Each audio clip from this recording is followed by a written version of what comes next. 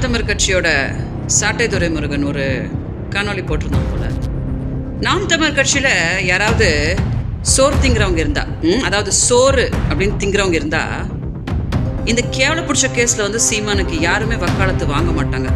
நீ என்னை மனநோயாளின்னு சொல்லிக்கிறியோ, நீ என்னை பைத்தியம்னு சொல்லிக்கிறியோ, எனக்கு எந்த பிரச்சனையும் இல்லைடா சாட்டை துரைமுருகன்.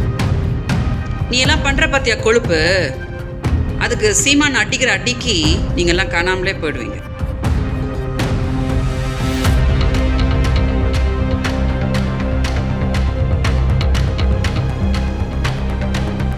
சீமான் மேலே நான் கொடுத்த பாலியல் வழக்கை குவாஷ் பண்ண சொல்லி சீமான் வந்து ஹைகோர்ட்டில் ஒரு வழக்கு போட்டிருந்தாரு.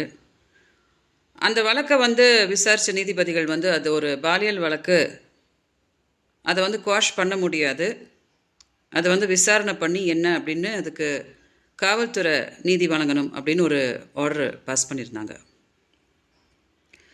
நீதிமன்றத்துக்கு என்னோட நன்றியை தெரிவிச்சுக்கிறேன்.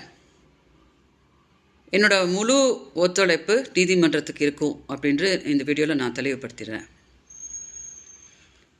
இந்த இன்டர்ம் ஆர்டர் இப்படி வந்த உடனே நாம் தமிழர் கட்சியோட சாட்டை துரைமுருகன் ஒரு காணொலி போட்டிருந்தோம் போல். இந்த மாதிரி விஜயலட்சுமி ஒரு மனநோயாளி அப்படின்னு சொல்லிட்டு. நாம் தமிழர் கட்சியில் யாராவது சோறு திங்கிறவங்க இருந்தா, அதாவது சோறு அப்படின்னு திங்கிறவங்க இருந்தா, இந்த கேவல பிடிச்ச கேஸில் வந்து சீமானுக்கு யாருமே வக்காலத்து வாங்க மாட்டாங்க. ஏன்னா நானும் சீமானும் வாழ்ந்த காலகட்டத்தில் சீமானுக்கு கூட சாட்டை துரைமுருகன்லாம் எவனுமே கிடையாது, கட்சியே கிடையாது. என்ன ஆச்சு அப்படின்றது எனக்கும் சீமானுக்கும் மட்டும்தான் தெரியும்.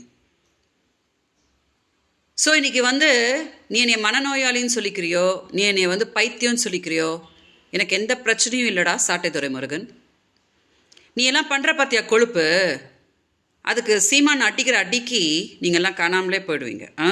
இதே மாதிரி தான் சீமானுக்கு வக்காலத்து வாங்கின நிறைய பேர் நாம் தமிழர் கட்சியில் இன்றைக்கி கட்சி விட்டே ஓடியே போயிட்டாங்க. அதனால் நீ எல்லாம் எனக்கு ஒரு பிரச்சனையே கிடையாது. இது ஒரு நேர்மையான கேஸு, எல்லாத்தையுமே நான் நேர்மையாக தான் சொல்லியிருக்கேன், எல்லாத்துக்கும் ப்ரூஃப் சப்மிட் பண்ணியிருக்கேன். காவல்துறை இதை நேர்மையாக வந்து விசாரிச்சுட்ருக்குறாங்க. என்னன்றது நீதிமன்றம் வந்து எனக்கு வந்து நீதி கொடுக்கும். ஏன்னா சீமானை காப்பாற்ற வேண்டிய அவசியமே எனக்கு கிடையாது. நீங்களாம் இருக்கீங்க இல்லையா, கொழுப்பு புச்சுன்னு நீங்களாம் கூட இருக்கிறீங்க இல்லையா, நீங்களே காப்பாற்றிக்கோங்க.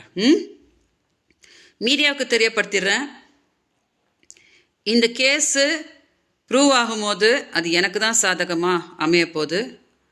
என்னோட முழு ஒத்துழைப்பை நீதிமன்றத்துக்கு நான் அளிப்பேன் அப்படின்றத இந்த வீடியோ வாயிலாக மீடியாவுக்கு தெரியப்படுத்துகிறேன். தயவு செஞ்சு இதை டெலிகாஸ்ட் பண்ணுங்கள், ஏன்னா மக்களுக்கும் இந்த விஷயம் ரீச் ஆகணும். வணக்கம்.